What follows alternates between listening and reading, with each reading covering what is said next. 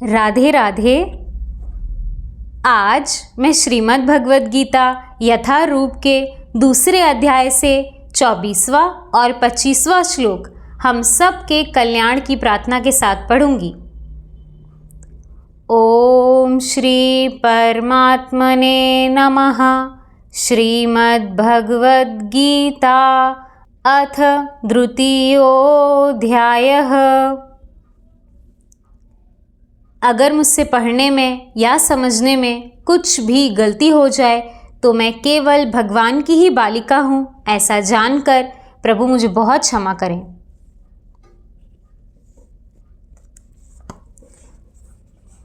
दूसरा अध्याय गीता का सार 24वां श्लोक। अच्छेज्ञोऽयमदायोग्यम् अक्लेज्ञो शोष्य एव च नित्यः सर्वगतस्थाणुर् अचलोऽयं सनातनः। यह आत्मा अखंडित तथा अगुणशील है। इसे ना तो जलाया जा सकता है, ना ही सुखाया जा सकता है। यह शाश्वत, सर्वव्यापी, अविकारी, स्थिर तथा सदैव एक सा रहने वाला है।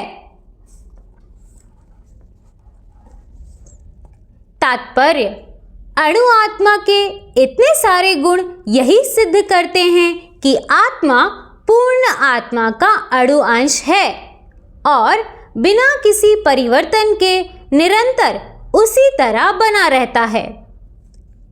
इस प्रसंग में अद्वैतवाद को व्यवहारित करना कठिन है, क्योंकि अणु आत्मा कभी भी परमात्मा के साथ मिलकर एक नहीं हो सकता। भौतिक कल्मश से मुक्त होकर अणु आत्मा भगवान के तेज की किरणों की आध्यात्मिक सुफुलिंग बनकर रहना चाह सकता है, किंतु बुद्धिमान जीव तो भगवान की संगति करने के लिए वैकुंठ लोक में प्रवेश करता है। सर्वगत शब्द महत्वपूर्ण है, क्योंकि इसमें कोई संशय नहीं है कि जीव भगवान की समग्र सृष्टि में फैले हुए हैं। वे जल, थल, वायु, पृथ्वी के भीतर तथा अग्नि के भीतर भी रहते हैं। जो ये मानते हैं कि वे अग्नि में स्वाहा हो जाते हैं, वह ठीक नहीं है, क्योंकि यहाँ कहा गया है कि आत्मा को अग्नि द्वारा जलाया नहीं जा सकता। अतः इसमें संदेह नहीं है कि सूर्यलोक में भी उपयुक्त प्राणी निवास करते हैं। यदि सूर्यलोक निर्जन हो तो सर्वगता शब्द निरार्थक हो जाता है। राधे राधे।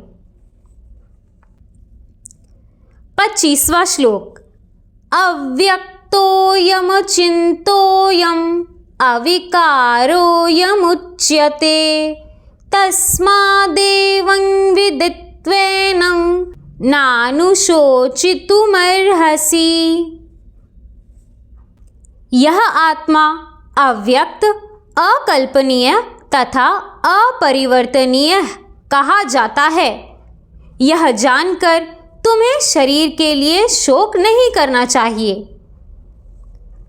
तात्पर्य: जैसा कि पहले कहा जा चुका है, आत्मा इतना सूक्ष्म है कि इसे सर्वाधिक शक्तिशाली सूक्ष्मदर्शी यंत्र से भी नहीं देखा जा सकता। अतः यह अदृश्य है। जहाँ तक आत्मा के अस्तित्व का संबंध है, श्रुति के प्रमाण के अतिरिक्त अन्य किसी प्रयोग द्वारा इसके अस्तित्व को सिद्ध नहीं किया जा सकता। हमें इस सत्य को स्वीकार करना पड़ता है, क्योंकि अनुभवगम्य सत्य होते हुए भी आत्मा के अस्तित्व को समझने के लिए कोई अन्य साधन नहीं है। हमें अनेक बातें केवल उच्च प्रमाणों के आधार पर माननी पड़ती हैं। कोई भी अपनी माता के आधार पर अपने पिता के अस्तित्व को अस्वीकार नहीं कर सकता। पिता के स्वरूप को जानने का साधन या एकमात्र प्रमाण माता है। इसी प्रकार वेदा अध्ययन के अतिरिक्त आत्मा को समझने का अन्य उपाय नहीं है। दूसरे शब्दों में आत्मा मानवीय व्यवहारिक ज्ञान द्वारा अकल्पनीय है। आत्मा चेतना है और चेतन है। वेदों के इस कथन को हमें स्वीकार करना होगा। आत्मा में शरीर जैसे परिवर्तन नहीं होते। मूलतः अविकारी रहते हुए आत्मा अनंत परमात्मा की तुलना में अणु रूप है। परमात्मा अनंत है और अणु आत्मा अति सूक्ष्म है। अतः अति सूक्ष्म आत्मा अविकारी होने के कारण अनंत आत्मा भगवान के तुल्य नहीं हो सकता। यही भाव वेदों में भिन्न भिन्न प्रकार से आत्मा के स्थायित्व की पुष्टि करने के लिए दोहराया गया है। किसी बात का दोहराना उस तथ्य को बिना किसी त्रुटि के समझने के लिए आवश्यक है। राधे राधे।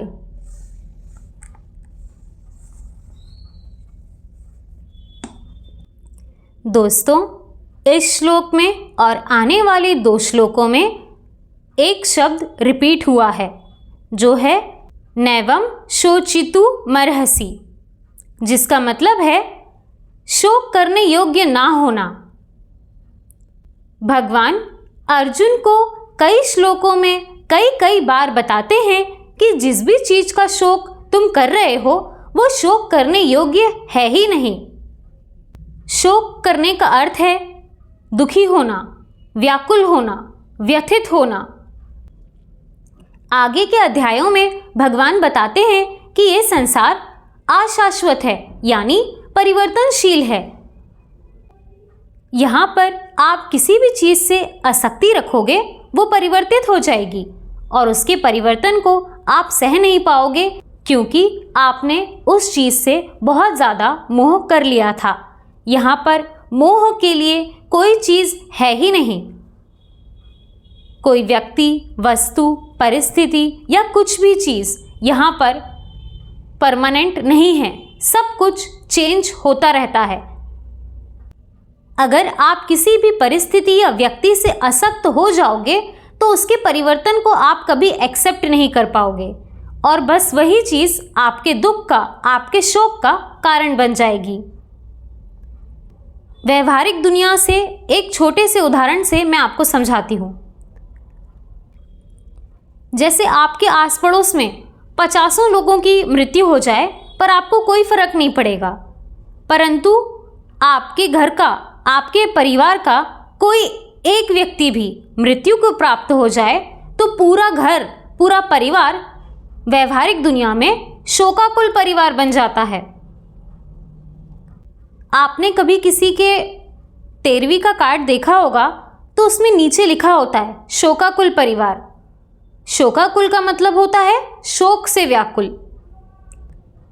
व्यवहारिक दुनिया के इस छोटे से उदाहरण से ये समझ में आता है कि वो परिवार शोकाकुल क्यों हो गया, क्योंकि जिस भी व्यक्ति की मृत्यु हुई उन्होंने उसके साथ अत्यंत निकटतम संबंध बनाया था, उसे अपना मान लिया था या शरीर से उसके संबंध को ही शाश्वत समझ लिया था। बस इस छोटे से उदाहरण से आप ये समझिए कि ये तो किसी व्यक्ति की बात हो गई। इसी तरह हमारे जीवन में जितने भी दुख, जितने भी कष्ट आते हैं, जिनकी वजह से हम शोकाकुल हो जाते हैं, वो केवल और केवल इसीलिए क्योंकि हम चीज़ों को, व्यक्तियों को, परिस्थितियों को अपना मान लेते हैं। इस अशाश्वतम संसार में जब परिवर्तन आते हैं तो हम उनको एक्सेप्ट नहीं कर पाते हैं, इसीलिए हम शोकाकुल हो जाते हैं। इसीलिए भगवान ने बार बार बताया है नैवम शोचितुमर्हसि, अर्थात शोक करने योग्य नहीं हैं, क्योंकि यहाँ पर तो परिवर्तन होते ही रहते हैं। आप अपनी आसक्ति की वजह से दुख या शोक में पहुंच जाते हो। अगर आप इन चीज़ों को समझो कि यहाँ पर कुछ भी शाश्वत नहीं है, तो आप कभी अपने ही बनाए हुए उस शोक के समुद्र में डूबने को ही निरर्थक समझोगे। मैंने एक बहुत सुंदर लाइन पढ़ी थी कि शरीर में चलने वाली सांसें तक हमारी नहीं हैं, तो शरीर के बाहर वाले सुख और दुख हमारे कैसे हो सकते हैं।